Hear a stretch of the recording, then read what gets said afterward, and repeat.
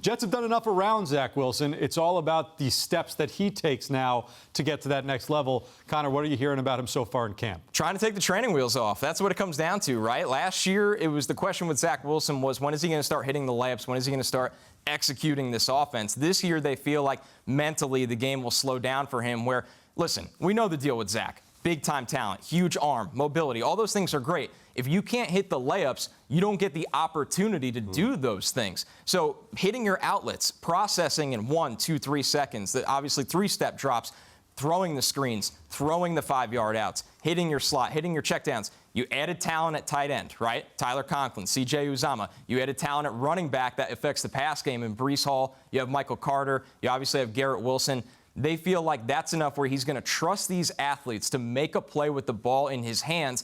And then when the defense starts cheating up on the short stuff, you can take risks down the field, and it won't lead to interceptions. So Zach Wilson has to earn those, but he's going to get them with the new weapons they've installed in this offense. The best thing that happened to Zach Wilson last year was Mike White.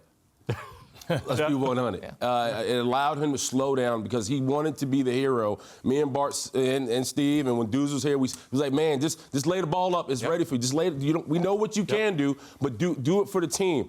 And when Mike White got in there, and then Josh Johnson got in there, he was like, oh, okay, this is how it's done. Yeah. The back half, when he came off injury, he was lights out. He was the Zach Wilson we have been looking for. So I think now he gets it. I talked to him a little bit during training camp. I think for him, he wants to be the hero. He wants to be the guy. He's responsible for the ball's always in his hand. I think he understands what he needs to do, but I think right now, the back half of last season, he goes, okay, I get it. I just got to continue it. I got to slow down, slow myself down, and actually play football. I expect him to play lights out this year. I do. I expect him to have a bigger season. I just need him to just remain calm because I think he has what it takes. He just has to slow himself down. Well, for me, less is more, right? We don't need more of Zach Wilson for this team to be successful. What we need him to do is facilitate to the playmakers because now he has playmakers that we know are playmakers. We believe in Elijah Moore. We believe that Garrett Wilson's going to come in and be a star, right? They have running backs. They have tight ends. So now it's less is more. It's about, being able to be the point guard. It's not about trying to be the hero. And not to be the hero, it takes a lot of humility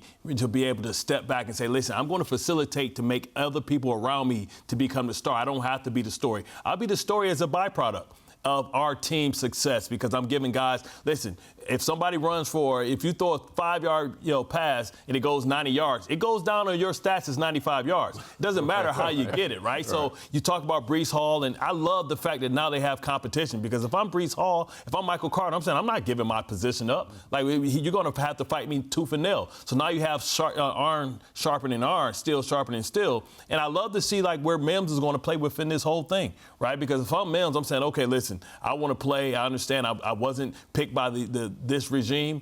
I'm trying to figure out who's the rabbit, right? Who's the guy that I can maybe take? And I'm looking at Corey Davis like, hey, man, I might be able to get his spot because I'm young, I'm cheap, and I can show these guys that I can live up to expectations of the previous regime. Maybe, just maybe, I can become their guy. And quickly, this is on Mike LaFleur, too. He was brought here to be the quarterback whisperer for Zach Wilson. So we can talk about Zach all he want, but if Zach snags a toe and he's not where he needs to be, that's on Mike LaFleur. So he's not off the hook, too.